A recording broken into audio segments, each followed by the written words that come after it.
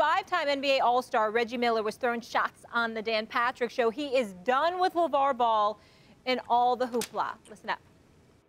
He could really destroy LaVar if he really wanted to. I've become close to almost threatening, if you keep opening your mouth, we're going to trade your son. We are going to trade your son from the Lakers. So it's one of the two things. Shut up, fall in line, let Luke do what he's got to do, and let Lonzo play how Lonzo wants to play, or we'll start taking calls. Magic Johnson, the Magic Johnson has to say that. Yeah. Not Luke. Not Luke. But this is a chance for Magic Johnson to be like, you gotta shut up, dude. I don't know who you think you are. You got to shut up. Stay in your lane, LaVar. So, Reggie, with the ultimatum, shut up or your son is gone. Stephen A., what should Magic Johnson do?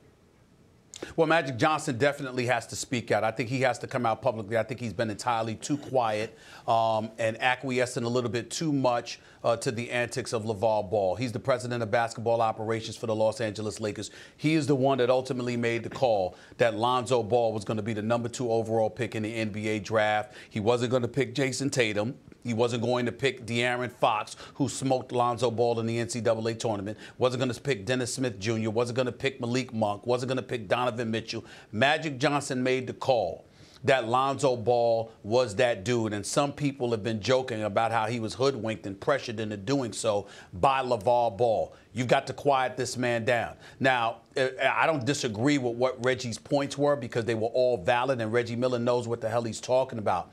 The sad part about it is that Lonzo Ball would end up being the one suffering, and he's done absolutely, positively nothing to deserve anybody's vitriol. And I'm sure that Reggie Miller didn't mean it that way. I mean, obviously, he wasn't saying that Lonzo deserves that.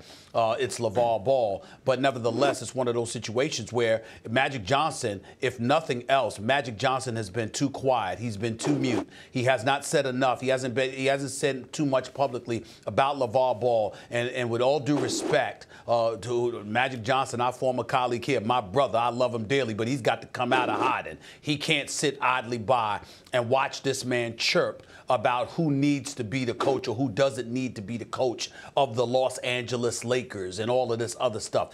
That has to be shut down because the more LaVar Ball talks, we have to take this into consideration, Max.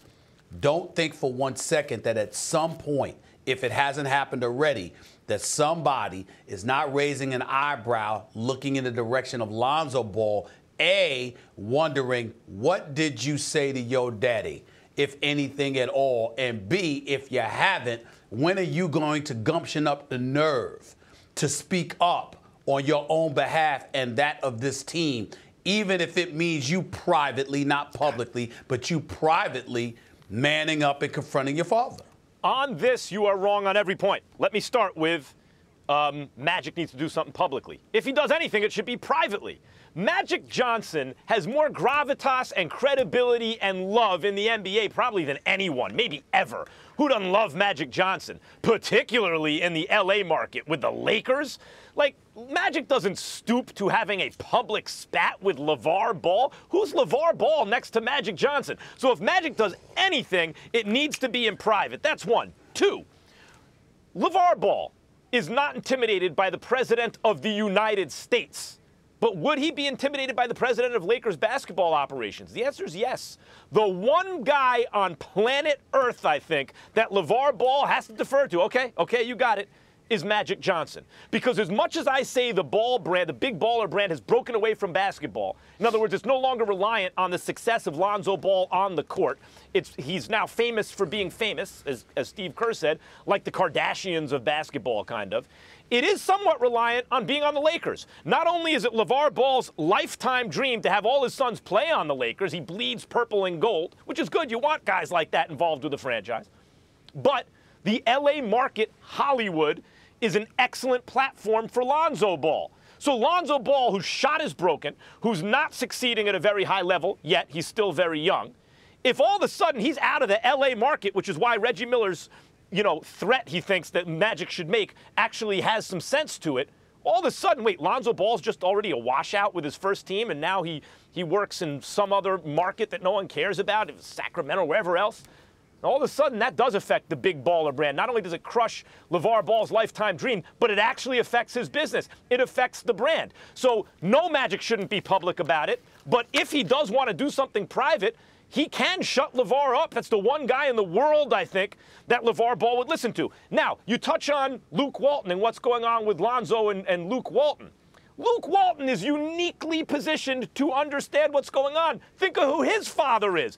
Yes, at his best, among the best players ever. But Bill Walton is a loudmouth dad. And by the way, Luke Walton is not an extrovert like his father, but is obviously a leader.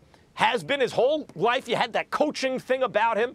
Was an excellent college player. Was on championship teams on the Lakers. Everyone thought he should. All the Kobe, like everyone loved Luke.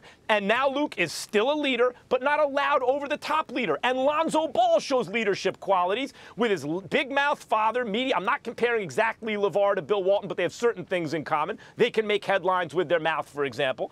And he can, if anyone could identify in Lonzo the quiet leadership, the guy who doesn't need to be over the top about it, it's Luke Walton, because he's, in that sense, from a similar circumstance. And finally, does LaVar Ball really need to be quieted down?